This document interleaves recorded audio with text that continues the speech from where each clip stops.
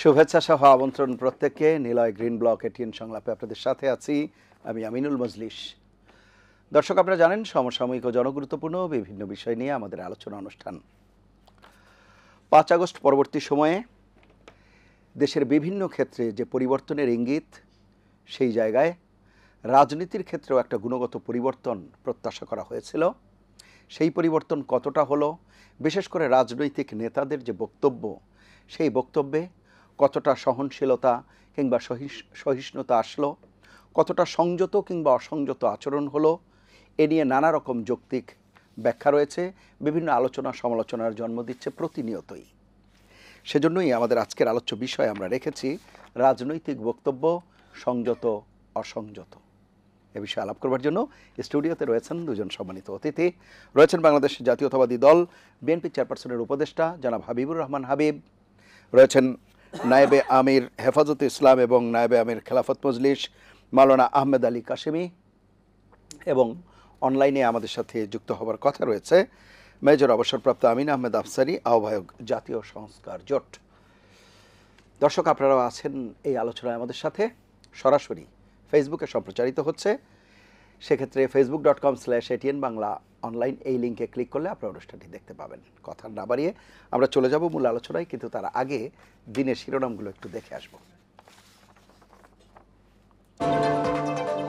ডাকসু নির্বাচনের আনুষ্ঠানিক প্রচারণা শুরু, আচরণবিধি মেনে চলতে কঠোর নির্দেশনা বিশ্ববিদ্যালয় প্রশাসনের, প্রার্থীদের মতামত গুরুত্ব না দেওয়ার অভিযোগ। ৩ দফা দাবিতে শাহবাগে প্রকৌশল বিশ্ববিদ্যালয়ের শিক্ষার্থীদের অবরোধ, কাল লং মার্চ টু ঢাকা কর্মসূচির ঘোষণা।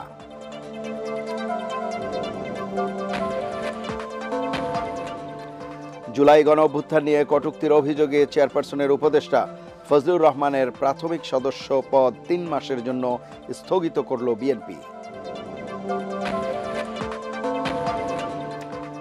৫ আগস্টের পর জেল পলাতক ৬৯ জন ফাঁসির আসামি সহ ৭০০ বন্দী এখনো নিখোঁজ, জানালেন আইজি প্রিজন। বদলে যাচ্ছে কারাগারের নাম। এবং মুন্সিগঞ্জে পুলিশ ক্যাম্পে হামলায় জড়িতদের বিরুদ্ধে অভিযানে যৌথ বাহিনী, কেরানীগঞ্জের সুভাড্ডা খাল দখলমুক্ত করার ঘোষণা উপদেষ্টা রিজওয়ানার। আমরা শিরোনাম শুনছিলাম, এবারে বিস্তারিত আলোচনায় যাব। প্রথমেই আমরা মেজর আফসারি এরই মধ্যে আমাদের সাথে জুমে জয়েন করেছেন। মেজর আমিন আহমেদ আফসারি, শুনতে পাচ্ছেন আপনি?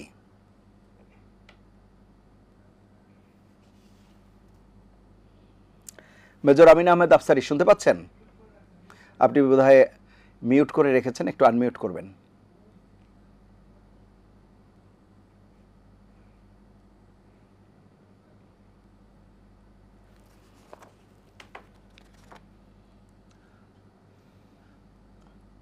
মেজর আফসারি, আনমিউট করবেন। জি, শুনতে পাচ্ছেন? জি, এখন আমাকে শুনতে পাচ্ছেন আপনি? জি জি, আপনাকে শুনতে পাচ্ছি। আমরা আজকের যে আলোচ্য বিষয় সেদিকে চলে যাব। আমাদের আজকের আলোচ্য বিষয় রাজনৈতিক বক্তব্য সংযত অসংযত। অনুষ্ঠানের শুরুর দিকে আমি বলছিলাম যে ৫ আগস্ট পরবর্তী সময়ে বিভিন্ন ক্ষেত্রে যে পরিবর্তনের ইঙ্গিত, রাজনীতির ক্ষেত্রে আমরা সেটি প্রত্যাশা করেছিলাম। রাজনৈতিক নেতাদের বিভিন্ন বক্তব্য সাম্প্রতিক সময়ে নানা আলোচনা সমালোচনার জন্ম দিচ্ছে, এগুলোর নানা ব্যাখ্যাও রয়েছে। সার্বিকভাবে বিষয়গুলো নিয়ে আপনার মন্তব্য শুনব। জি, বিসমিল্লাহির রহমানির রহিম। আমি সর্বপ্রথম বাংলাদেশ সংস্কার পার্টি এবং জাতীয় সংস্কার জোটের পক্ষ থেকে আপনাকে এবং আমার সহ আলোচক বৃন্দ এবং দেশের মালিক জনগণ যারা শুনছেন, আসসালামু আলাইকুম। অত্যন্ত সুন্দর এবং সময় উপযোগী, একেবারে টক অফ দ্য কান্ট্রি এখন যে রাজনীতিতে এ ধরনের অসংযত কথাবার্তা হচ্ছে, এ নিয়ে আলোচনা হচ্ছে। সুন্দর সময়ে এই আলোচনাটার আলোকপাত আপনি করেছেন, এজন্য আপনাকে ধন্যবাদ। আপনি দেখেন ৫৪ বছর বয়সে আমরা যে রাজনীতি করেছি, সেটা কি রাজনীতি ছিল? সেটা একটা অপরাজনীতি ছিল অধিকাংশ সময়ে, এবং দোষারোপের রাজনীতি, হত্যা মামলা হামলার ইত্যাদির রাজনীতি, এবং একজন আরেকজনের প্রতি ধ্বংস করে দেওয়ার যে হিংস্র রাজনীতি, সেগুলো আমরা দেখেছি। আজকে চট করে কিন্তু এই ধরনের কথাবার্তা শুরু হয়নি। আমরা রাজনীতিতে প্রায়শই এই ধরনের কথা শুনে আসছিলাম। তবে সম্প্রতি ইভেন এই যে ইলেকশন কমিশনের সীমানা নির্ধারণের প্রথম দিনও যে এই যে হাতাহাতি মারামারি পর্যায়ে গেল, এটাও কিন্তু জাতি হতবাক হয়েছে। আপনি চিন্তা করেন আজকে বাংলাদেশের যে পরিস্থিতি, সামনে একটা নির্বাচন, ডাকসুর নির্বাচনে সেনা মোতায়েন করতে হবে। এটা তো ঢাকা ইউনিভার্সিটিতে কিন্তু পুলিশ গেলেও সারা দেশ অপমান ফিল করতো, ছাত্র অপমানিত ফিল করতো। আজকে 3 স্তরের নিরাপত্তা দিয়ে তারপরে ডাকসুর নির্বাচন করতে হবে সেনাবাহিনী সহ। এই যে আমাদের অধপতন হচ্ছে, এই যে আমরা শুধু নিরাপত্তার উপর নির্ভর করে কাজ করছি, আমরা যে একজন আরেকজনের প্রতি কোনো সহনশীল না, সেটা কিন্তু আমাদের জাতিকে অনেকটা পিছিয়ে দিচ্ছে। বিশেষ করে রাজনীতির ক্ষেত্রে আমরা একবার 71-এ রক্ত দিয়েছি, রক্ত দিয়ে এই দেশ স্বাধীন করেছি। তারপর থেকে আমাদের যে গোষ্ঠী রাজনীতি, দলীয় রাজনীতি এবং আপনার পারিবারিক রাজনীতি, এইগুলো থেকে আমরা বেরিয়ে আসতে পারিনি, জনগণের কাছে রাজনীতি নিয়ে যেতে পারিনি। যার জন্য আজকে দেখুন, বিশেষ করে বিএনপির বর্ষিয়ান নেতা ফজলুর রহমান সাহেব এবং আরেকজন রুমিন, দুইজনকেই যেভাবে কথাবার্তা বলা হচ্ছে, এবং আমি মনে করি এই যে 24-এর আন্দোলনের পরে যে আমাদের প্রজন্ম যে আন্দোলনটাকে জোরালো করলো এবং নেতৃত্ব দিল এবং বিজয় আনলো, তখন এবং তারপর থেকে এই যে কে কতটুকু ক্রেডিট, কে কতটুকু অংশগ্রহণ করেছে, এ নিয়ে বড় বড় দলগুলো যে দ্বিধা দ্বন্দ্বে এবং ভাগাভাগি এবং ক্ষমতার প্রতি যে একটা আকর্ষণ, তার থেকে তাদেরকে প্রথম কিন্তু ছোট করা হয়েছে। আমরা এই যে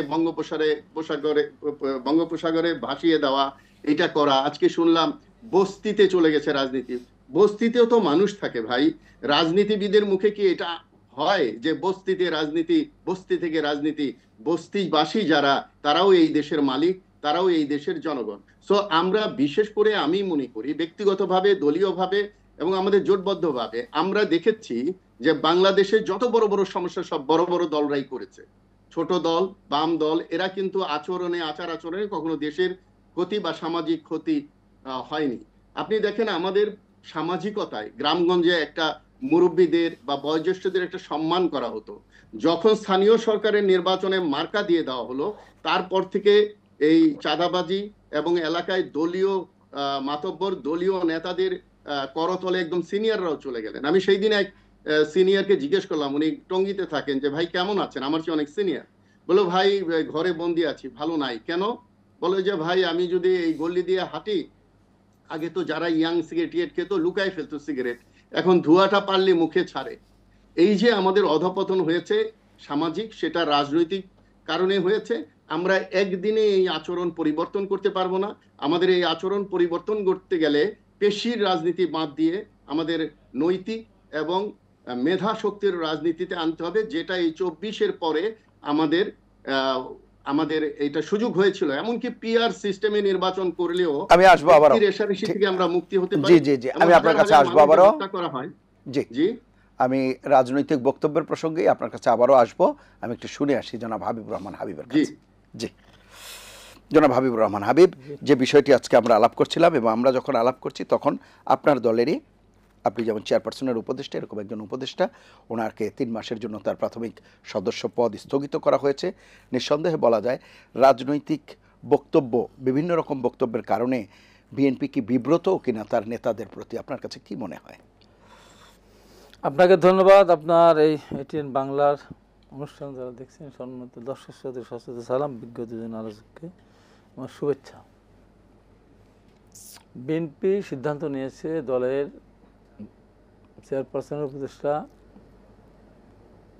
সাবেক সংসদ সদস্য অ্যাডভোকেট ফজলুর রহমানের সমস্ত পদ 3 মাসের স্থগিত ঘোষণা করেছে। দল সিদ্ধান্ত নিয়েছে, দলের সিদ্ধান্তের বাইরে তো আমার যাওয়ার কোনো সুযোগ নেই, উনিও মেনে নিয়েছেন। আমার প্রশ্ন, কুত্তার বাচ্চা রাষ্ট্রপতি শাহাবুদ্দিন, আমরা ভাষাগুলো যেগুলো অসংসদীয় ভাষা, কেউ যদি বলে আমরা জাস্ট ওই জায়গাটা একটু অমিট করে যদি বলি, তাহলে দর্শকদের জন্য ওই কথাটা যদি আবার আপনিও রিপিট করেন, তাহলে তো জিনিসটা আপনি হয়তো বলতে পারেন যে সেই অশ্রাব্য ভাষাটা বলেছে, ওটা হলে বোধহয় ভালো হয়। কেন আপনি প্রকাশ্যে বলবেন? না, একজন তো ওই ভাষাটা কি, এই ভাষাটা কি ফজলুর রহমান যে ভাষা বলেছেন সেই ভাষাটা যে কম বেশি ভালো ভাষা? নিঃসন্দেহে না। ফজলুর রহমান নিজে স্বীকার করেছেন যে জামাত শিবিরের কালো অধ্যায়, কালো শক্তি, উনি নিজে বলেছেন সাংবাদিক সম্মেলনে, কেউ দেখাতে পারে আমি এই কথা এইভাবে বলেছি, তাহলে আমি তো জোর হাত করে মাপ চাবো। এবং সুরের বাচ্চা সেনাপ্রধান, আপনি আবার বলছেন। 100 বার বলবো তো, এই কথাগুলো বলতেছে তো বারবার, এই কথা বলা হচ্ছে না, তা প্রতিবাদ হচ্ছে, প্রতিবাদ তো হয় নাই। রাষ্ট্রীয় আপনার ডিজেভার ইট খুলে নিয়ে আসা হবে, ক্যান্টনমেন্টে একটা ইউনিটও থাকবে না, কোন ভাষা? তারপরে যেসব স্লোগান হচ্ছে, আপনার সোহাগ হত্যা হলো পুরান ঢাকায়, ওটাও নাকি বেল যুবদল, এটাও নাকি যুবদল, ভাঙড়ি ব্যবসায় কেন্দ্র করে। তারেক রহমান বসে আছে লন্ডনে, কি অপরাধ উনি করলেন? ওই রাত্রে স্লোগান হলো প্রকৌশল বিশ্ববিদ্যালয় থেকে শুরু করে বিভিন্ন জায়গায়, হাসিনা গেছে যে পথে তারেক যাবে সে পথে, দিনের চালে কাওয়া তারেক রহমান মায়া নাকি একটা খারাপ ভাষা ব্যবহার করলো। চাঁদা তোলে চোটে পল্টনে চলে যায় লন্ডনে, আমার ভাই রক্ত লাল যুবদল ঘোড়ার ছাল। আমি ভাষাগুলো বলতে পারলাম না। জি, কোন ভাষা? কোন ভাষা? এবং এটাকে কেন্দ্র করে যখন জামাতের মাসুদ, ডাক্তার মাসুদ সাহেব যখন বলেন যে গিনিস বুকে বাংলাদেশের নাম উঠবে, সাথে একটা রাজনৈতিক দল নাম উঠবে, তার নাম বিএনপি। পৃথিবীর বিভিন্ন দেশে দেশে সরকার পতনের আন্দোলন হয়, আমরা দেখেছি। বাংলাদেশে চাঁদাবাজ বিএনপির বিরুদ্ধে ক্ষমতা যাওয়ার আগেই বিরোধী থাকা অবস্থায় তার পতন চেয়ে বাংলাদেশের সমস্ত রাজনৈতিক দল মাঠে নেমেছে। আওয়ামী লীগকে 5ই আগস্ট দেশ ছাড়া করা হয়েছে। বিএনপি যদি মাপ না চায়, বিএনপিকে দেশ ছাড়া করা হবে। এটা কোন ভাষা? পারে এটা? বিএনপির মতো দলকে জামাত ইসলামের পারে এটা? এই ভাষাগুলো আমরা শুনতেছি। প্রতিবাদ করছে, বলেন। এবার আমার কাছে আসেন, মুসলমান কি বলেন? উনি তো আমাদের ইমামতি করতেন কারাগারে, ঢাকা কেন্দ্রীয় কারাগারে। আচ্ছা, পুরন ঢাকা যখন ছিল। একজন মুসলমান গীবত দেওয়া তো খারাপ কাজ। আমি সাধারণ মানুষ হই, অমানুষই হই। আমি হঠাৎ সকালবেলা দেখলাম 7 বস্তা টাকা, সেখানে সোনা দানা কোটি কোটি টাকা সিন্ধুকের মধ্যে থেকে বের করা হচ্ছে, লকার 3 নম্বর লকার খোলা হচ্ছে। বলতেছে ওখানে যে 71 টেলিভিশন, যে বিএনপি চেয়ারপারসন ও দলের ভাইস চেয়ারম্যান আদালত অমরনাথ দায়ের এবারেতে গ্রেপ্তার হয়েছেন। ওটা কিন্তু একটা হেডিংয়ে বলেছে। আরেকটা হেডিংয়ে বানাচ্ছে যে বিএনপির বিতর্কিত নেতা চাঁদাবাজ হবেন হাবিব 7 বস্তা টাকা সহ আরও কোটি কোটি টাকা গহনা সহ গ্রেপ্তার। কাদের আইডি থেকে দিল? জামাত। শেয়ার করলো কারা? কারা? জামাত হাজার হাজার শেয়ার করেছে, বিনা অপরাধে বিনা দোষে। কই? আমার দল তো বিবৃতি দিল না, আমার দল তো সাংবাদিক সম্মেলনে বললো না। কেন বললো না জানি না আমি। হাবিবের বিরুদ্ধে অপপ্রচার করা হলো, কেন করা হলো আমরা প্রশ্ন করতে চাই। করে নেই তো। এত শেয়ার দিয়েছে জামাত শিবিররা, আপনাদের দল থেকে কেউ শেয়ার দিতে পারে? আমাদের দল থেকে লাখ লাখ শেয়ার হয়েছে, আমার দল থেকে বলেছে। মানে প্রতিবাদ করে বা এই বিষয়ে? হ্যাঁ, আমাকে তখন ডেকে ঘুম থেকে উঠে দেখেন, আমি বললাম কী দেখবো? এই দেখেন। তাহলে আচ্ছা ঠিক আছে, লাইভে এখন যাবো না, আমার প্রোগ্রাম আছে। আমি একটা প্রোগ্রামে স্কুলের প্রোগ্রাম ছিল, এদিকে সারা পৃথিবী দেখতেছে 7 বস্তা টাকা কোটি কোটি টাকা গ্রেপ্তার, আর আমি ঘোড়ার কাছে চড়ি আমি প্রোগ্রামে যাচ্ছি। কোথা থেকে শুরু হয়েছে এগুলি? বিএনপি শুরু করেছে। কিন্তু বিএনপি প্রতিবাদ করতে পারেনি। পালিয়ে গিয়েছিল মালয়েশিয়া। উনি যখন ইসলামী জালসায় বললেন একটা দল ডাকাতি করেছে, এক ডাকাতকে তাড়িয়েছে, আর এক দল ডাকাতি করা শুরু করেছে, কাকে বলেছে? বিএনপিকে বলেছে। তাদের দলের আমির বলেছে চাঁদাবাজারি যারা নিয়ন্ত্রণ করতে পারে না তারা দেশ চালাবে কি করে, বলেছে না? তো বিএনপি প্রতিবাদ করছে, বিচার দিয়েছে কারোর কাছে। তারপর আমার এটা তো কত মহা অপরাধ না? আমি কোথাও কোনোদিন বল নাই, কোনো জনসভায় দাঁড়িয়ে জামাতে দাড়িপাল্লা ভোট দিও না, দাড়িপাল্লা ভোট দিলে হাত পা ভেঙে দেওয়া হবে, দাড়িপাল্লা ভোট দিলে জিব্বা কেটে দেওয়া, বলি নাই আমি কোনোদিন। আমি বলি নেই কোনোদিন যে বিএনপিকে ভোট না দিয়ে, ধানসে ভোট না দিয়ে সেন্টার থেকে সুস্থ বাড়ি ফিরে আসতে পারবে না, এ কথা আমি বলি না। আমি বলেছি আমার কর্মীদের, আপনার নেতা কর্মীদের বলেছেন? নেতা কর্মীদেরকে বলেছি, নেতাদের উদ্দেশ্যে বলেছি এত কষ্ট করার পর বাড়ি ছাড়া, ঘর ছাড়া, এলাকা ছাড়া, ভাট ঘাট সব চলে গেছে। এতদিন পরে একটা মনে করছে কর্মীরা ভোট দেবে ধানসিঁড়ি, তারা বাড়ি থাকতে পারবে। এই মুহূর্তে যদি কোনো নেতা বলে ধানসিঁড়ি ভোট দিবেন না, নৌকা তো এখন না, যদি দাঁড়িয়ে ভোট দেন, তাহলে সেই নেতা কর্মীদের কাছ থেকে বাড়িতে ফিরে আসতে পারবে কিনা আমার সুন্দর সুস্থ হয়। আমিও আমার এই কথাকে বিকৃত করে কাট করে বললো। আমার ওখানে আমি বলেছি, আটঘরের ক্ষেত্রে বলেছি যে আটঘরের জামাত মিথ্যা কথা বলেন, অতএব মিথ্যাবাদের ভিতরে নামাজ হয় না, অথচ আটঘরের জামাত ইমামতি করতে পারবে না।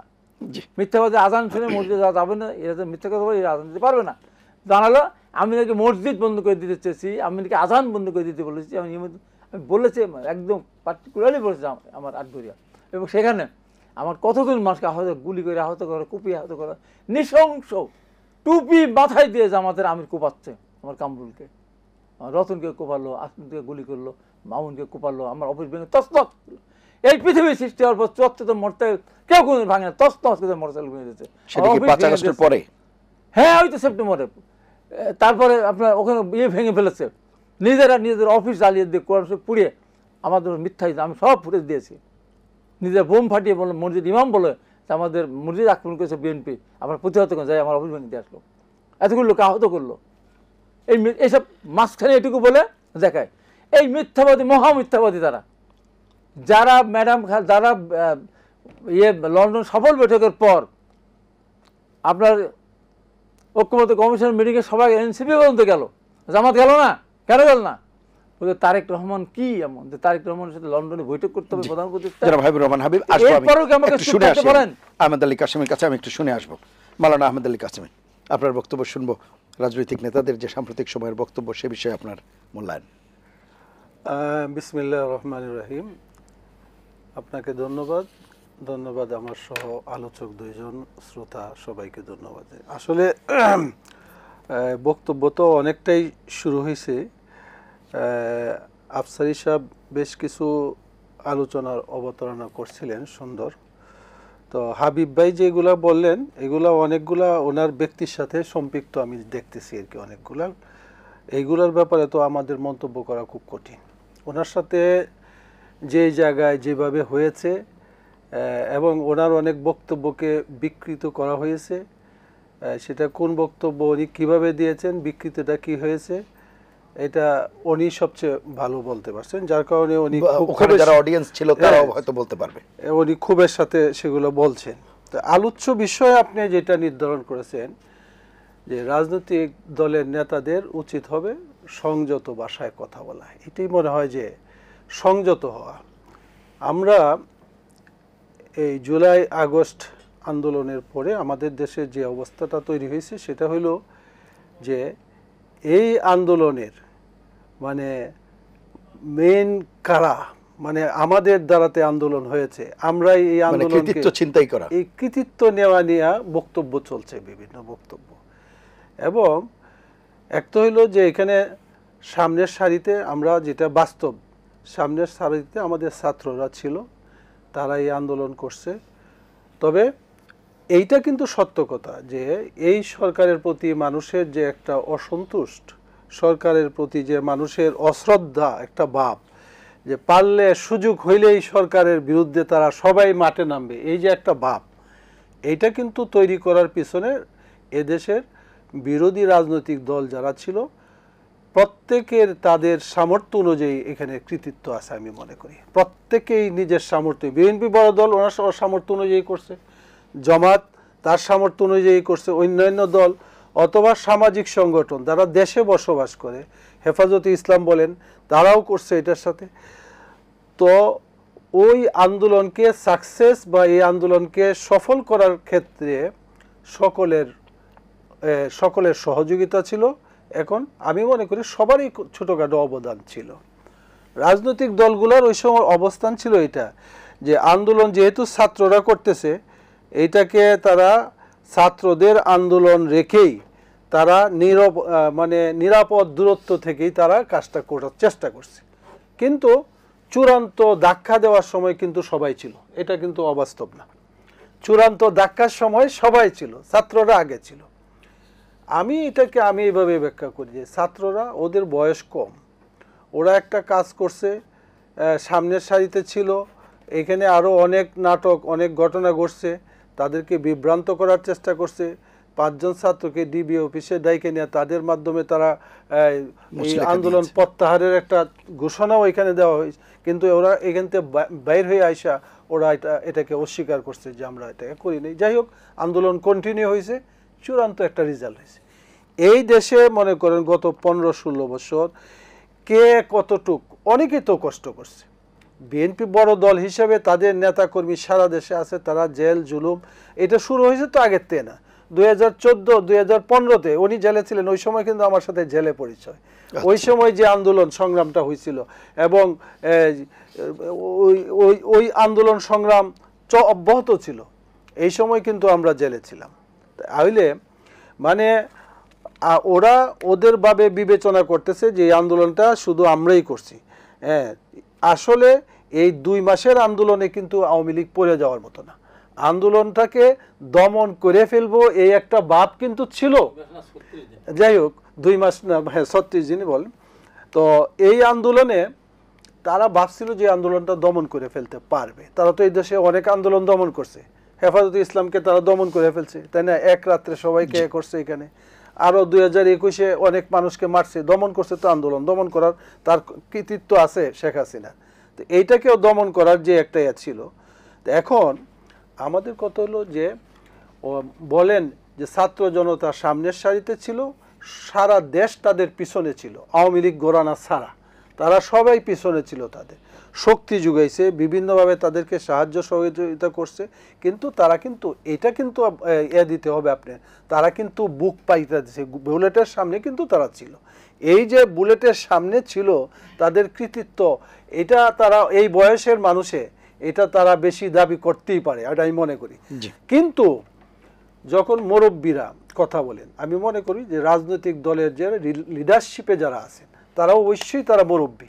হ্যাঁ, কেন্দ্রীয় কমিটি বা মহানগর বড় বড় দায়িত্বশীল যারা আছে তারা কিন্তু, আমি আপনাকে চেতাইবার চেষ্টা করলেই আপনি তো আমার চেয়ে বড় লিডার, আপনি চাইতে যাবেন না। আপনি আমার কথাকে ধৈর্য সহকারে শুনে আপনি এই কথার মাঝামাঝি এমন একটা কথা তৈরি করে আমাকে বলবেন যেই কথাটার দ্বারাতে আমারও কিছুটা সম্মান রক্ষা হয়, আবার অন্য জিনিসের স্বীকৃতিও যাতে পায়।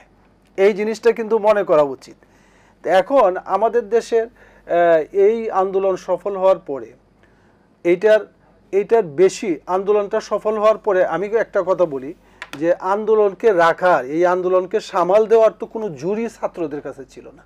তারা এই আন্দোলনের যে ফায়দা হাসিল করবে এইটা কিন্তু তাদের ছিল না, কারণ তাদের কোনো প্ল্যাটফর্ম নেই। বিএনপির একটা বিশাল প্ল্যাটফর্ম আছে সারা দেশে, জামাতের একটা বিশাল প্ল্যাটফর্ম আছে, অন্যান্য ছোটোখাটো দলের কিছু না কিছু প্ল্যাটফর্ম আছে। কিন্তু এনসিপি যারা এখন দল গঠন করছে, সেই সময় তো তারা দল গঠন করে নেই, তাদের কিন্তু এই ধরনের কোনো প্ল্যাটফর্ম নেই না কারণ এই আন্দোলন সফল হওয়ার পরে কিন্তু যাদের প্ল্যাটফর্ম আছে তারাই কিন্তু বেশি সুবিধা ভোগ করছে। মনে করেন এই সময় বিরোধী দলের যে সমস্ত নেতাকর্মীরা জেলে ছিল তারা বাইর হয়ে আসছে।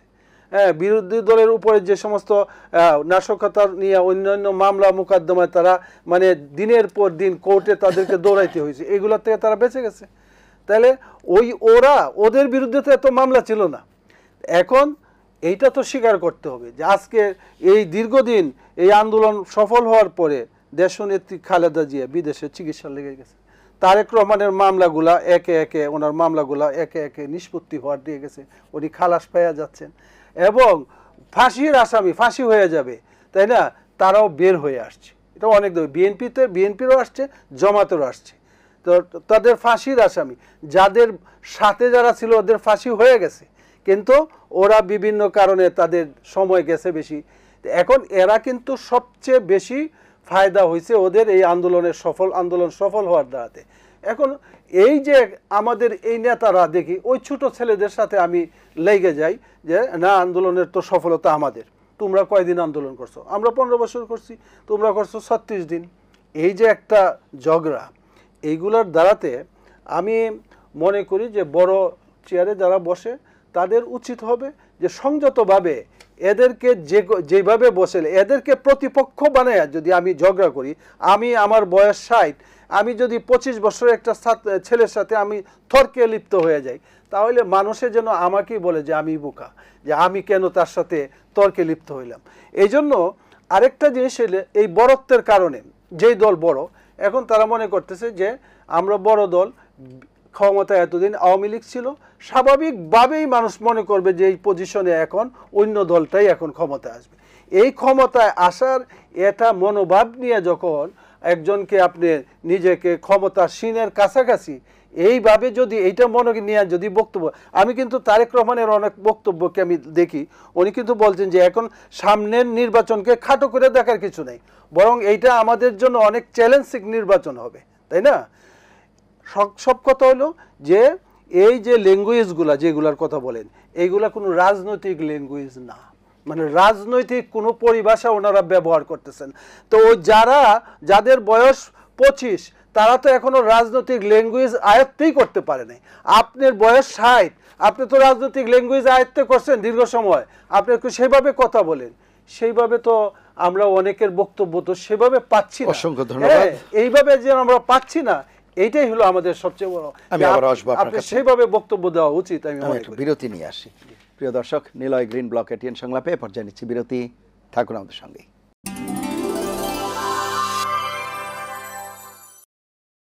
ফিরে এলাম নিলয় গ্রিন ব্লক এটিএন সংলাপে। এতক্ষণ সাথে থাকার জন্য ধন্যবাদ।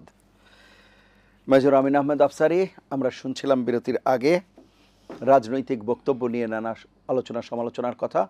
আমার প্রশ্ন হচ্ছে, জনাব হাবিবুর রহমান হাবিবও প্রসঙ্গটি তুলেছেন, এটি কি একেবারে সঙ্গত কিনা যে বিএনপি রাজনৈতিক দল হিসেবে বড় রাজনৈতিক দল, তাদের নেতৃবৃন্দের বক্তব্য নিয়ে আমরা আলোচনা সমালোচনা করছি, কিন্তু পরিবর্তন তো আমরা সবার কাছেই আশা করব, এবং যেই মেধাবী ছাত্রদের কথা আমরা বলছি, তাদের যে স্লোগানের ভাষা, সেগুলোও কি আসলে আমরা সেই সমানভাবে সমালোচনা করছি কিনা, বা যখন আমরা কথা বলছি তখন সেগুলো আমলে আনছি কিনা, এই যে বিভিন্ন ভাষায় কথা বলা হচ্ছে এবং বিভিন্ন বক্তব্য দেওয়া হচ্ছে, সেটি কি এই পরিস্থিতিকে উস্কে দিচ্ছে কিনা, আপনার কাছে কি মনে হয়? জি, ধন্যবাদ আমাকে আবার কথা বলার সুযোগ দেওয়ার জন্য। আমি দুইজন অত্যন্ত প্রবীণ নেতার কথা শুনছিলাম। আমার প্রিয় হাবিব ভাই তো একটু এখনো ক্ষোভে আছে, এখনো ওনার কথার মধ্যে বোঝা যাচ্ছে যে ওনার রাগ কমেনি। আর আমরা মাওলানা আহমেদ আলী কাশিমির কথা খুব ঠান্ডা মাথায় উনি বললেন, ভালো লাগলো। তো আমি হাবিব ভাইকে বলবো, হাবিব ভাই দেখেন, আপনারা বড় নেতা, বড় দল, বড়র কিন্তু একটা বড় গুণ থাকতেই হবে। আজকে আমাদের দেশে মনে রাখতে হবে, দেশ কিন্তু এই সরকার স্থিতিশীল করতে পারেনি, এবং দেশের আইন শৃঙ্খলা কিন্তু নাজুক। তো সেখানে যদি আমরা সবাই এরকম আচরণ করি বা দ্বিধা দ্বন্দ্বে ভুগি, একজন আরেকজনকে দোষারোপ করে আরো বিশৃঙ্খলা, আরো দূরত্ব তৈরি করি, তাহলে কিন্তু এই দায়ভার তো বড় দলকেও নিতে হবে। আজকে এই 24-এ যে রক্ত দিয়েছে শহীদরা, তাদের পরে, তাদের এই বিজয়ের পরে আজকে সবচেয়ে বড় দল ছিল বিএনপি। যেই বিএনপিকে জামাত বিএনপি বলতো যমজ ভাইয়ের মতো, সেই বিজয়ের পর জামাতকেও ধরে রাখতে পারেনি এই দলটি, বা জামাতও এই দলের উপর আস্থা রাখতে পারেনি। যদি আজকে বিএনপি জাতিকে ডাক দিয়ে, একসাথে সকল দলকে ডাক দিয়ে কথা বলতেন বা চেষ্টা করতেন যে আসেন সবাই আমরা মিলে একটা কিছু করি, ওনারা মুখে বলেন জাতীয় সরকার করবেন, আবার পিআর গ্রহণ করেন না। জাতীয় সরকারের জন্য তো পিআর আরো বেশি সহজ। যাই হোক, এটা ওনাদের নীতি। কিন্তু আমি মনে করি ব্যক্তিগতভাবে যে আমরা যারা একটু বয়োজ্যেষ্ঠ, তাদেরকে আরো সহনশীল হতে হবে। সহনশীল রাজনীতির জন্য আমাদেরকে রোল মডেল হতে হবে, আমাদের দেখে তারা শিখবে। আমরা যদি এই বিএনপির ভারপ্রাপ্ত চেয়ারম্যানের কথা বলি, আপনি দেখবেন 24 সালের যে জুলাইয়ের যে আন্দোলন হয়েছে, তারপরে এই নেতার কিন্তু বিরাট এক পরিবর্তন হয়েছে, যেটা পুরো জাতি পরিলক্ষিত করছে। কিন্তু ওনার কথা কি শুনছে জনগণ? এখন মনে করেন যে বিএনপি সেই জিয়াউর রহমানের দল আর এখন না, কারণ উনি নাই, ওনার ইমেজটা আছে। এবং খালেদা জিয়া অসুস্থ, আর তারেক জিয়া যা বলছেন এই দলটি শুনছে না। এই দলে আজকে নেতৃত্বের যে একটা ক্রাইসিস, এটা কিন্তু পরিষ্কার। আর যারা বড় নেতা হওয়ার কথা না, যারা বড় বড় কথা বলার কথা না, তারাই কিন্তু বড় কথা বলছে, যারা 9 বছর যিনি গুম ছিলেন, এই দেশের রাজনীতির সাথেই সম্পৃক্ত ছিলেন না, উনি হয়ে গেলেন বড় নেতা, উনি ঐক্যমতে উনি প্রতিনিধিত্ব করছে এই দলের। তো এই দলের যদি ভেতরে সঠিক কিছু না থাকে, তাহলে এই যে ফজলুর রহমানের আচরণে 3 মাস তাকে স্থগিত করা, মানে জনগণ বা ছোট রাজা বলেছে তা সমর্থন করা হয়েছে, কিন্তু এখানে কিন্তু ফজলুর রহমানের সাথে দলটা থাকলো না, প্রাথমিক অবস্থায় ওনাকে দোষারোপই করা হলো।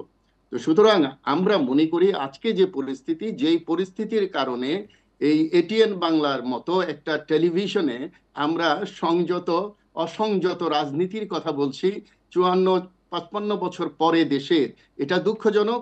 এবং এটিএন বাংলার এই গণতান্ত্রিক ভূমিকার জন্য আমি আবারও উপস্থাপক এবং পরিচালককে ধন্যবাদ দিচ্ছি।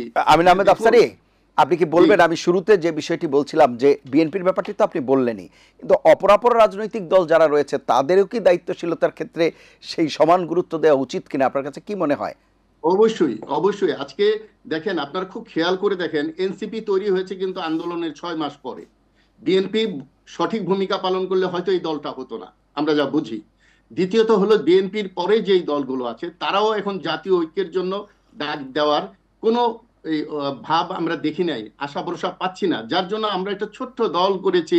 আমাদের দলটা কিন্তু 24 এর পরে না, 24 জুলাইয়ের পরে না, আমরা 7 জানুয়ারি যে 24 জুলাই 7 জানুয়ারি যে নির্বাচন হয়েছে তারপরে 20 তারিখে করেছি। এরপরে দ্রুত আমরা এই জাতীয় ঐক্যের ডাক দিয়েছি যে আমাদের একসাথে কাজ করতে হবে। সেটা 29 এপ্রিল প্রেস ক্লাব থেকে আমরা প্রায় 40টা দল এবং 3টি জোট একসাথে হয়েছে, আরো অনেকে আসবে। আমরা চাই একটা সুষ্ঠু ব্যবস্থাপনা, সুস্থ বন্দোবস্তের মধ্যে দিয়ে দেশটা ধন্যবাদ।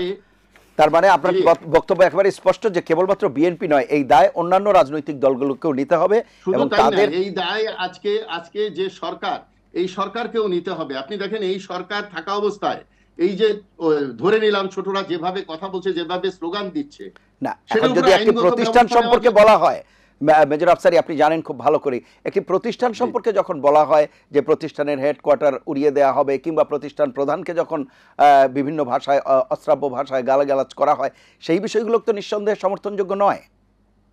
Very correct. এবং আপনি দেখেন, এই যে দলটা যারা করলো, তারা আজকে ওই যে বলে না, আমাদের গ্রামে বলা হয় যে যদি অতি আদরে সন্তান নষ্ট হয়ে যায়, আজকে দেখেন এই এনসিপি কে নষ্ট করার দায় ডক্টর ইউনূসকে নিতে হবে একদিন। কারণ উনি ঠান্ডা পানি ছড়াবেন, উনি আইডি কার্ড ছাড়া ওনাদেরকে ঢুকাবেন, মনের কষ্ট ওনাদেরকে বলবেন এর মধ্যে থেকে প্রাইম মিনিস্টার দেখতে চাই, ছাত্রদের দল করা উচিত, 16 বছরে নামিয়ে আনতে চান ভোটার। এই যে আজকে ছাত্র সমাজকে ধ্বংসের যে মূল, সেটা বর্তমান সরকার। অসংখ্য ধন্যবাদ। আমি আবারও আসবো আপনার কাছে, একটু শুনে আসি। আমি একটা লাইন বলছি, আমরা আমাদের দল থেকে, জোট থেকে দাবি করেছি এই সংস্কার শুরু করতে হবে। এই সংস্কার সরকারকে একটু সংস্কার করতে হবে, ভালো ভালো উপদেষ্টা নিয়ে এটা করতে হবে, এবং নির্বাচনের আগে তারা পদত্যাগ না করলে এই নির্বাচন বিতর্কিত হবে, ইতিহাসে একটা কলঙ্কিত নির্বাচন হয়ে থাকবে। অসংখ্য ধন্যবাদ। আমি আবার আসবো আপনার কাছে। জনাব হাবিবুর রহমান হাবিব। না, এখানে আমার স্পষ্ট বক্তব্য, আমার ভাই আফসারী বললেন, কথাটা শুনলাম, আমার রাগ কমেনি। আমার তো রাগ কমেনি, আমি আছি। আপনি হলে কি করতেন? আমাকে টাকা সহ ধর, আমার সারা পৃথিবীতে আত্মীয় স্বজন 2-1 তো আছে। ভোর রাতে লন্ডন থেকে ফোন করছে, এটা কি হলো?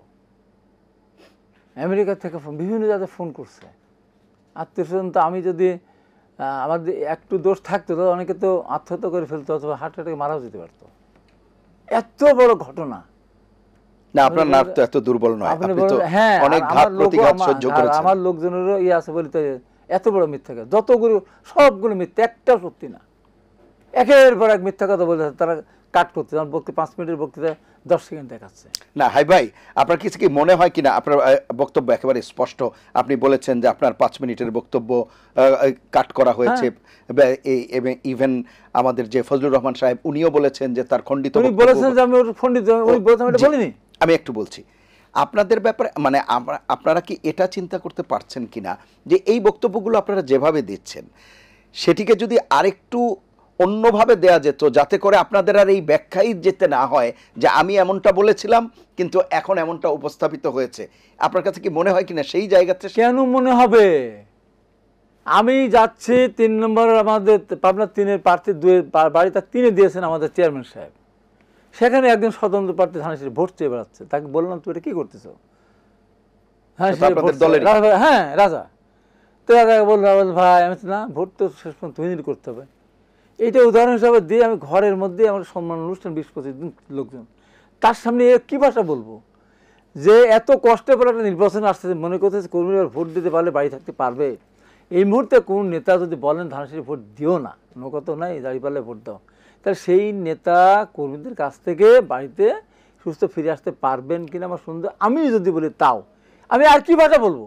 মানে এটা নিজ দলের নেতা কর্মীদের নিজ দলের নেতা কর্মী, আমি কোনো বলি নাই যে ভোট কেন্দ্র বিএনপি ভোট নিতে বাড়ি যেতে পারবো না, বলি নাই জামাতকে ভোট দেয়, এগুলো একটা বল নাই। আপনাদের বোঝা উচিত মেজর আফসার আমার সম্বন্ধে কত জানেন আমি জানি না।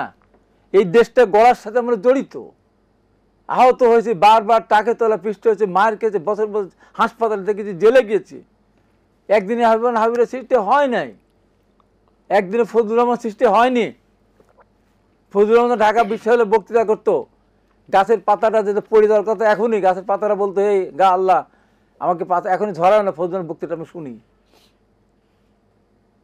হাজার বছর মানুষ এখানে জন্মাবে, বাংলাদেশ থাকবে, একদিন মুক্তিযোদ্ধার হতে পারবে না। আর সেই মুক্তিযোদ্ধাকে ঢাকা বিশ্ববিদ্যালয়ের তত্ত্বে জুতা মারতেছে, স্যান্ডেল মারতেছে, তো জেলে দেন। সে বলতো তো আমার বক্তব্য জেলে দেন।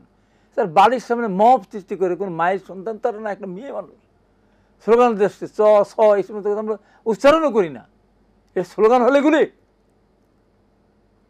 আমাদের ভাষা তো অসংযত একটা আমরা করি না, আমরা কোনদিন আমাদের বলতে যাইনি 71-এর পাকিস্তানের রাজাকে পাকিস্তান ফিরে যাও। যখন আমাকে বলছে যে বাংলাদেশে বিতাড়িত করবো, তখন আমি বসে থাকবো? আমাদের একবার বললেন যে আমার চাঁদাবাজি করে, আমাদের কেমন চাঁদাবাজ বলা হচ্ছে, পাল্টা বলতে এখন আমার চাঁদাবাজি। জিব্বা কাটার কথা বলেছেন আপনি, জিব্বা কাটার কথা, এটা গল্প, ভালো গল্প। 1998 সালে বলেছেন আপনি, না 1998 সালে যখন শহীদুদ্দিন চৌধুরী অ্যানিকে টিয়ার স্টিল মারলো, এখন সে চিহ্ন বহন করছে অ্যানি, এবং মেজর রফিক যখন সংসদে দাঁড়িয়ে বললেন, স্বরাষ্ট্রমন্ত্রী, শহীদুদ্দিন চৌধুরী পুলিশকে কাটা রাইফেল দিয়ে গুলি করতে উদ্যত হয়েছিল, পুলিশ জীবন রক্ষার্থে টিয়ার স্টিল মারতে নিক্ষেপ করে বাধ্য হয়েছে। আমি তার প্রতিবাদে প্রেস ক্লাবের সামনে দাঁড়িয়ে বললাম, মেজর রফিক আপনি চৌকস অফিসার, বীরুত্তম সেক্টর কমান্ডার, আপনি জানেন না ছাত্রদল ছাত্রলীগের সভাপতি মনে করে কাউ কিছু তাক করে নিজের করা লাগে না, ইশারা দিলে হয়। এই কথাটা শহীদুদ্দিন চৌধুরীর বিরুদ্ধে আপনি বলাতে যদি আপনি আওয়ামী লীগ অফিসে বলতেন, আমি নিন্দা জ্ঞাপন করতাম। জাতির বিবেক প্রেস ক্লাবের সামনে দাঁড়িয়ে বললে আমি বলতাম, তীব্র প্রতিবাদ করতাম। কিন্তু লাখো শহীদদের রক্তের বিরুদ্ধে জাতীয় সংসদ সঙ্গে দাঁড়িয়ে শহীদুদ্দিন চৌধুরী আইনের বিরুদ্ধে এত মিথ্যা কথা বলার কারণ, এর একমাত্র সাজা উচিত একমাত্র সাজা আপনার জিব্বাটা কেটে কালো কুত্তা দিয়ে খাওয়া দেওয়া। আমি কাটবো তা বল না, শাস্তি। আমার কথার ভিতরে কিন্তু কথা আমি হিসাব করে বলে সব মেজর রফিক সমস্ত পত্রিকা নেতার সামনে দিল, অ্যারেস্ট করে কত কিছু করবো। আমি তো বলতেই পারি, আমার ছাত্র দলের প্রেসিডেন্ট যদি এত মিথ্যা কথা বলতে পারি না, সেটা তো বলেছেন আগে। তাহলে আওয়ামী লীগ ক্ষমতায়, major Rafiq sector commander Bir Uttom স্বরাষ্ট্রমন্ত্রী, তার বিরুদ্ধে হবে না কথা বলে সাহস রাখে। ম্যাডাম খালেদা এবার জেলখান থেকে বেরোয়ার পরে 24-এ বললাম যে ম্যাডাম জিয়াকে শাস্তি পৃথিবীর কোনো আদালত কোনো বিচার দিতেন না, এক সেকেন্ডও কোনো উপকরণ নেই, কোনো উপাদান নেই। তারপর সাজা দিয়েছেন। আমি জেলখানে গিয়েছিলাম, আমি সলিমুল্লাহ কামালের কাছ থেকে তন্ন রায় পড়েছি, কোথাও ম্যাডাম খালেদাকে শাস্তি দেওয়ার কোনো রকম সুযোগ নেই। তারপরে বলো যদি কেউ দেখাতে পারে ম্যাডাম খালেদা জিয়া এটিএমটা কাঁচ সাথে চুরি করেছে, ওপেন তরবারি দিয়ে আমার গলা কেটে নিয়ে যাক, অথবা ইলেকট্রিক করার দিয়ে গলা কেটে নাক, আমার পরিবার আত্মীয় প্রতিবাদ করবে না। তবে এখন থেকে যদি কেউ বলে ম্যাডাম খালেদা জিয়া এটিএমের টাকা চুরি করেছে, তার জিব্বাটা কেটে ফেলা হবে। আওয়ামী লীগের আমলে আহমেদ হোসেন আওয়ামী লীগের সাংগঠনিক সময় 4-5 বারে আমি বলতে, আমি যদি বলি বলেন না, বলেন বেগম খালেদা জিয়া এটিএমের টাকা চুরি করেছে, বলেন তো, ভয় বল নাই, কেউ বলে নাই। আওয়ামী লীগের কোনো এমপি, আওয়ামী লীগের নেতা আমি জেলখান থেকে বেরো আসার পর, ওই রায় পড়ে আসার পর কেউ সাহস করে বল নাই। আর কোনো ও তো শুরুই করতো বেগম খালেদা জিয়া তুমি টাকা চুরি করেছে, আত্মসাৎ করেছে বলে শুরু করতো, আমার সঙ্গে বলার সাহস পায়নি। আমি বলি তার দিব্যটা কেটে ফেলা হবে। আমি কি বলেছি আপনি বলেন, বিএনপি ধানের শীষ, সাপের বিষ, হাজারবার বলেন, কোটিবার বলেন, কোনো আপত্তি করবো না। যখন আপনার যাদের দ্বারা অত্যাচার নির্যাতিত ম্যাডাম খালেদা জেল খেললেন, তার যখন মামলা দিচ্ছে, একটা সাজা দিচ্ছে, আমি বারবার জেলে গেছি, রিমান্ডে গেলাম, আমাকে না আমার ছোটো ভাই বুদ্ধি করে প্রতিদিন একটা শখ দিত। আপনি সেই নৌকার সাথে যখন আপনি তুলনা করবেন, নৌকা ধানের শীষ 2 সাপের একই বিষ, তখন কি আমি সহ্য করবো? আমি কি বলেছি যে জামাতের জিব্বা কেটে ফেলবো? আমি কি বলেছি যে আমি কি ওই যে সার্জির জিব্বা কেটে ফেলবো? আমি বলেছি এই স্লোগান যারা দিবে ওই স্লোগান শুনতে আমার কান দেবে রাজি না, কারণ আমার সাথে তো আওয়ামী লীগের তুলনা করা যাবে না।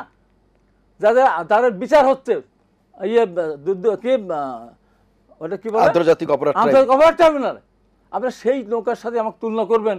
আর আমি যখন আমার কর্মীদের বলবো যে এই কথা যে বলবে, যা হাত দিকে ছাড়ি ছুরি দাগ আছে যাপন কেটে কুত্তা দিয়ে খাওয়া দেবেন, কালো কুত্তা দিয়ে যখন আমার মামলা হবে, আমি তখনই বলেছি যখন আমরা তার তুলনা করে। আমি ধর্ষক, আমাকে আপনাকে আমি চোর বলতে পারি, বাটপাড়া শহর, কিন্তু আপনি যদি আপনার সাথে আমার সাথে মিলে দিয়ে আপনাকে ধর্ষক বলে মানবেন? এটা কত বড় বিএনপির জন্য অসম্মানজনক।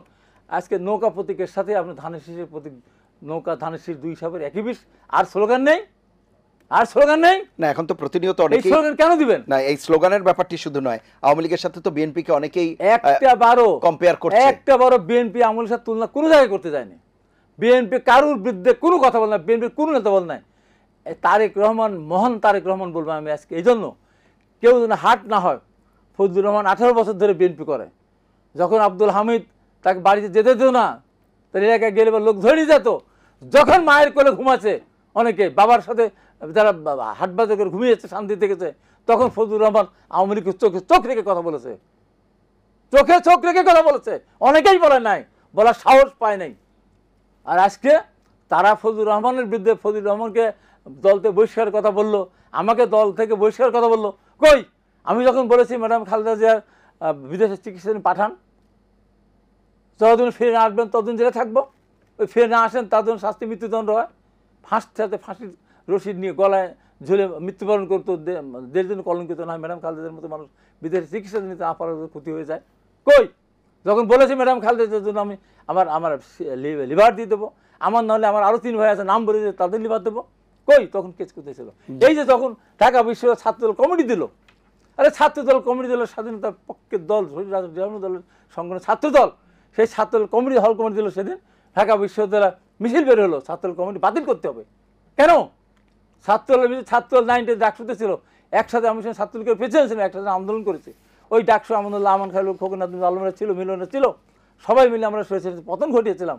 আর যে ঢাকা বিশ্ববিদ্যালয় থেকে 52 ভাষা আন্দোলন হয়েছে, 62 শিক্ষা কমিশন, 63 6 দফা অনুসূচি, নির্বাচন, 71 স্বাধীনতা, 90 গণ আন্দোলন, 90 এবং আমরা 24, সেই ঢাকা বিশ্ববিদ্যালয় ছাত্র বন্ধ করে দেবেন আপনি।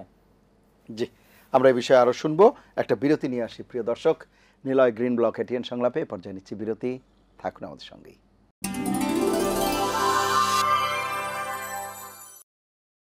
ফিরে এলাম নিলয় গ্রিন ব্লক এটিএন সংলাপে। এতক্ষণ সাথে থাকার জন্য ধন্যবাদ।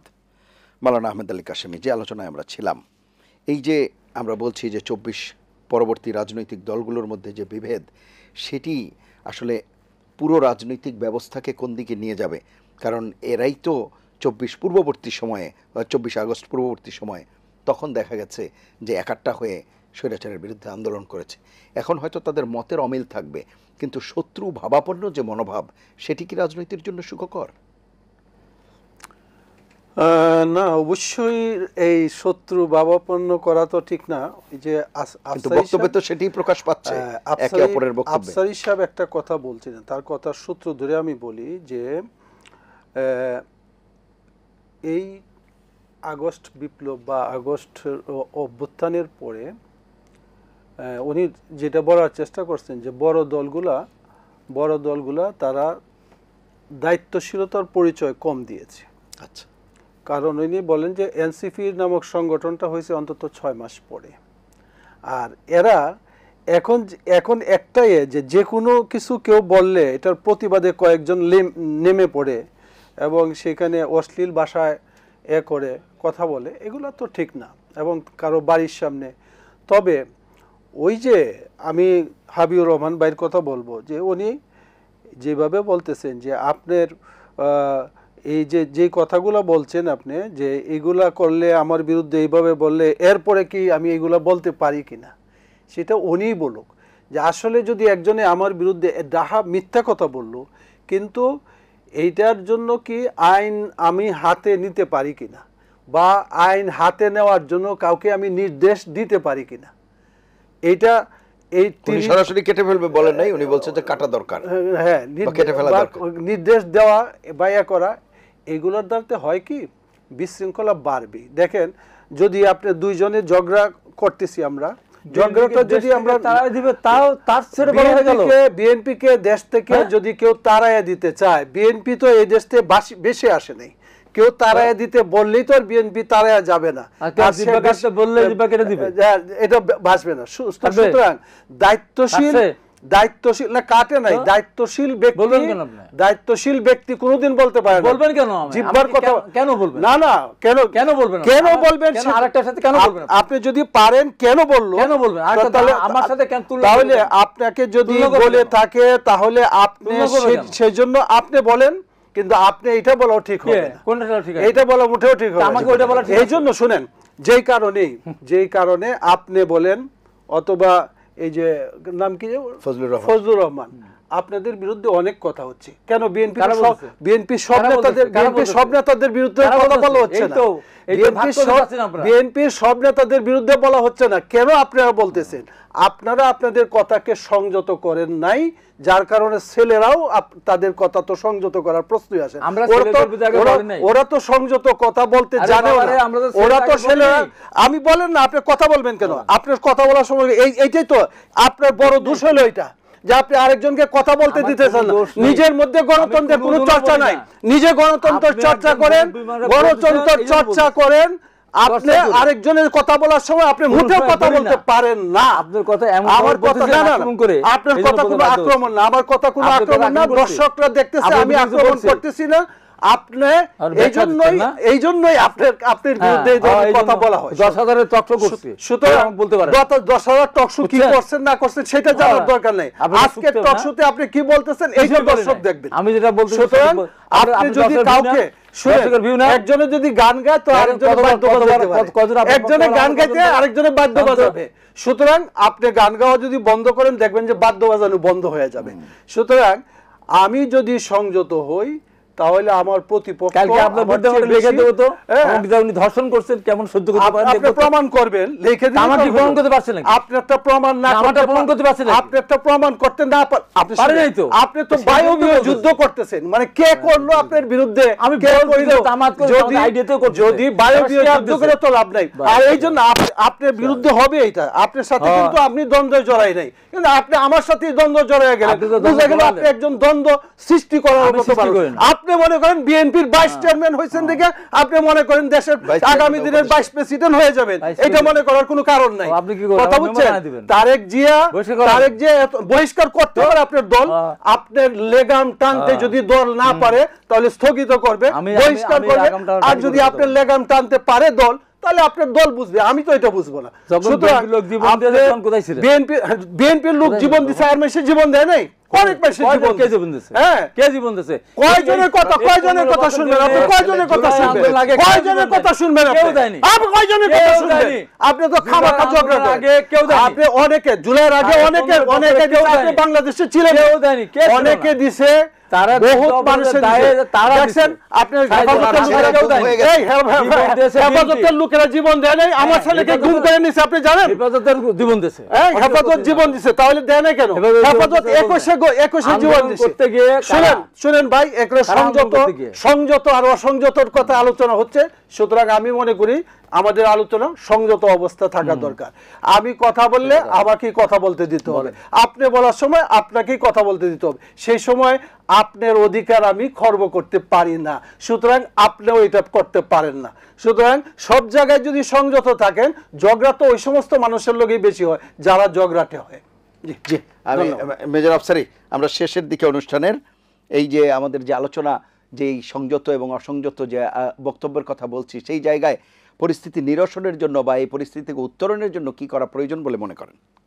জি, আমি খুব দ্রুত বলবো, সংক্ষেপে বলবো, জানি সময় হাতে কম, কিন্তু একটা জিনিস মনে রাখতে হবে, স্বৈরতন্ত্রের পূর্ব লক্ষণ হলো ঔদ্ধত্যপূর্ণ ভাষা। এবং আওয়ামী লীগ থেকে আমরা খুব একটা শিক্ষা নেওয়া উচিত। ধৈর্যশালীকে আল্লাহ তাআলাও পছন্দ করেন। এখন এই হাবিব ভাইকে আমি চিনি, হাবিব ভাই অনেক বড় নেতা, ফজলুল ভাইকেও চিনি। তো উনি দলের নেতাকে যদি জিহ্বা কাটার কথা বলতে পারেন, এটাও কিন্তু গণতন্ত্রে যায় না। না, দলের কথা আসছে তো আমি দলের দলের নেতাকে বলেন কি বলে এগুলো? দেখেছি ফেসবুকে এবং অনেক জায়গায় অনেক কথা কি বলে না না না, এগুলি? দলের বলেননি। ছি, ছি, ছি, ছি, উনি ছি। বলেছে যারা আওয়ামী লীগকে আমি বিএনপির বলবো সাথে যে কম্পেয়ার করছে তাদের কথা উদ্যোক্তপূর্ণ বলছে। ভাষাটা নিজের দলের কর্মীর কাছেও বলা উচিত না। আমরা গণতন্ত্র, এখন স্বৈরাচার নাই দেশে, এই সুযোগে আমাদের কালচার অফ মানে রাজনৈতিক কালচারটা ঠিক করে নেওয়ার একটা বিরাট সুযোগ। আপনার ফজলু ভাই প্রায়ই বলেন আমি বীর মুক্তিযোদ্ধা। বীর মুক্তিযোদ্ধারা যারা ব্যাংক ডাকাতি করেছিল তাদের কি মাফ করে দিছি বা দেবো আমরা? ৭২-এ তো মুক্তিযোদ্ধারা যুদ্ধ শেষ করে এসে ব্যাংক ডাকাতি করছে, বাড়ি বাড়ি ডাকাতিও করছে, তারা কিন্তু তাদের বিচার হয়েছে। সো একজন মুক্তিযোদ্ধা হলে এই যে ২৪শে জুলাই ২৪শে যারা আন্দোলন করছে তারা কি স্বাক্ষর মাপ? তারা কি আবার ওই এইটাকে উদাহরণ দিয়ে এগুলো কি শিখবে বড়দের কাছ থেকে?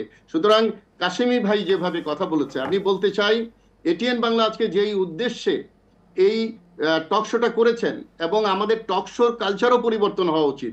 আমরা ওই স্বৈরাচারের আমলে টকশোতে হাতাহাতি মারামারি করেছি, কিন্তু এগুলো থেকে বেরিয়ে আসলেই এই ছোটরা শিখবে।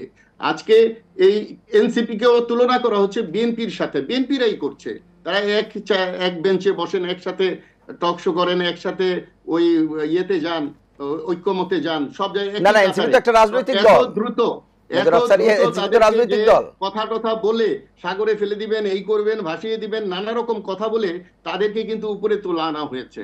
তো আমি বলবো যে আমাদের ভাষাটা যদি ঠিক না হয় আমরা স্বৈরতন্ত্র থেকে ফিরে আসবো না। এই ভাষা, ক্ষমতা, টাকা এইগুলো মানুষকে অমানুষ করে ফেলে। আমরা সেই পথে আর যেতে চাই না। কেউ এই পথে যাচ্ছে আমরা ওটা দেখতে চাই না। তো সুতরাং এখন আমাদের সংযত হওয়ার সময়, দেশ গঠনের সময়। এখানে আমি হাবিব ভাইকে বলবো, হাবিব ভাই আপনি যতই এখানে ঝগড়া করেন, যতই মনের ঝাল মিটানোর চেষ্টা করেন, এটা শুধু বাড়বে। সুতরাং আপনারা একটু সহনশীল হন এবং জাতির প্রতি, দেশের প্রতি অসংখ্য ধন্যবাদ জনাব হাবিবুর রহমান। হাবিবের কাছে যাব। জি মেজর আফসার। আমরা আজ পর্যন্ত আমাদের দলের পক্ষ থেকে কারুর বিরুদ্ধে প্রথমে আমরা বলতে যাইনি। আবার বলছি, আপনি যে কথাটা বললেন এটা সম্পূর্ণ অসত্য তথ্য। আমি আমার দলের নেতা জিব্বা কাটতে বলিনি। আমি বলেছি যে এত কষ্টের পর যে ভোট, সেই ভোটটা যদি কেউ ধানের শীষে না দিয়ে অন্য প্রতীকে দিতে বলে, এবং সেটা যদি আমিও যদি হই, তাহলে আমিও সুস্থ বাড়ি ফিরে আসতে, সুস্থভাবে বাড়ি ফিরে আসতে পারবো, বুঝতে হবে তো। আর আমার কাশিমি ভাই তো আমরা অযথা চেতলেন। আমি যদি কালকে আমার একটা ফেক আইডিয়া থেকে বলি আমি কাশিমি ভাইকে দেখেছি অনেক জায়গায় ধর্ষণটা জড়িত, কেমন লাগবে না? আমি একটা মানুষ, না লাগবে, কিন্তু সেই জন্য কতটা রিঅ্যাক্ট করবে সেটি হচ্ছে বিষয়। না রিঅ্যাক্ট করবে না, সে আমি দেখাচ্ছি আমি 7 বছর টাকা সহ আমি ধরা পড়ছি। আমার আত্মীয় স্বজন কি ভাবলো আমাকে বলেন তো? যতক্ষণ পর্যন্ত আমি এখানে না গেছি, আমার একজন আত্মীয় কাঁদতে কাঁদতে, আমি যতক্ষণ ফোন ধরতে আমি মিটিং ব্যস্ত ছিলাম, কাঁদতে কাঁদতে চোখ ফুলে ফেলছে। আমি ফোন ধরতে তার নিশ্চয়ই মনে করতেছে অজান্তে মনে করতেন, তাহলে হতেও পারে এত বড় মিথ্যা কথা তারা বলে। তা আমি কি সেখানে আমি এর উত্তর দেবো না? তারা কি মাপ চেয়েছে আমার কাছে? আমার দলের কাছে মাপ চেয়েছে? আমার দল যেমন তারেক রহমান কাউকে হাট না করার জন্য বলেন, সবসময় বলতে আমরা অনুসরণ করি। আমরা কেন এনসিপির বিরুদ্ধে বলতে হবে? আজকে আমার এনসিপি, আমি আগেই বলিনি ভাই, ওরা ছোটো মানুষ, ওদের সাথে আমাদের দিলে পারে কথা সংযত কোনো একটা হয়ে যায়। তারপরে আমার শিশির ছিল, মানে আমাকে বলেনি আগে, আমি বলার পরেও দিয়ে ফেলছে। আমি শিশিরকে বললাম, শিশির তোমরা এগিয়ে যাও, ওদের নিবন্ধন দিতে চাচ্ছে না আমার কাছে। আমি নির্বাচন বললাম, ওরা আন্দোলন সংগ্রাম করেছিল, ওদের দেন না কেন, সামনে যাক না, নির্বাচন করুক না কেন। আমি এইভাবে এই সংযতের ব্যবহার আমি করি। কিন্তু যখন আমার উপর চড়াও হয় কেউ, তাহলে আমি তো এমনি সবগুলো কথা আমার ভিতরে মিথ্যা। আমি যদি এতই না করতাম, আমি 90-এর গণঅভ্যুত্থানের নেতৃত্ব দিয়েছি, 96 আমি জনতার মঞ্চ করে সেই মঞ্চে সভাপতি করেছি আমি। এই ছেলেরা তখন আন্দোলন শুরু করেছে, আমার পোস্টগুলো দেখেন গা, আমি প্রত্যেক দিন একটা করে ভিডিও ছাড়তাম। ওরা তখন বাধ্য হলো শেষ করতে হবে, তখন আমি বলছি। জনাব হাবিবুর রহমান হাবিব, অসংখ্য ধন্যবাদ আপনাকে।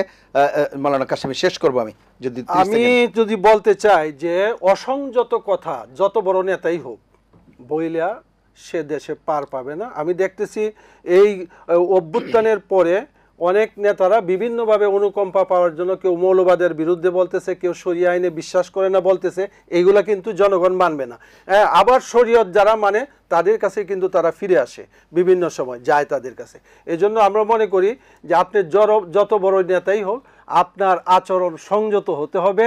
হ্যাঁ, অসংযত কোনো আচরণ করিয়া দেশের মানুষ বা জনগণ এটা খাবে না। হাসিনা দীর্ঘদিন অসংযত অনেক কথাবার্তা বলেছে, কিন্তু সে 16 বছর পরে আর এই দেশে পার পায় নাই। এই ধরনের এইটার থেকে শিক্ষা নেওয়া উচিত যে ভবিষ্যৎ নেতৃত্ব যাদের হাতে আসবে বা মনে করবেন যাদের হাতে নেতৃত্ব আসবে তাদের মধ্যে বিনয় বেশি হওয়া উচিত। যত বিনয়ী হবে তখন জনগণ তাদের প্রতি মানে তাদের প্রতি জনগণের আস্থা বাড়বে। অসংখ্য ধন্যবাদ আপনাদের তিনজনকে অনুষ্ঠানে অংশ নেওয়ার জন্য। প্রিয় দর্শক, এই ছিল আজকের নিলয় গ্রিন ব্লক এটিএন সংলাপ। সম্মানিত তিনজন আলোচকের কথার সূত্র ধরে শুধু এইটুকু বলতে চাই যে রাজনীতিতে পক্ষ প্রতিপক্ষ থাকবে, কিন্তু সেটি যাতে শত্রুতায় পরিণত না হয়, এবং রাজনীতিবিদদের কাছ থেকেই যেহেতু মানুষ শিখবে, তাদের ভাষা, তাদের স্লোগান সব কিছুতেই শালীনতা থাকবে, সেই প্রত্যাশায় বিদায় নিচ্ছি। সবাই ভালো থাকবেন, সুস্থ থাকবেন, আশা করি এটিএন বাংলার সঙ্গেই থাকবেন। আল্লাহ হাফেজ।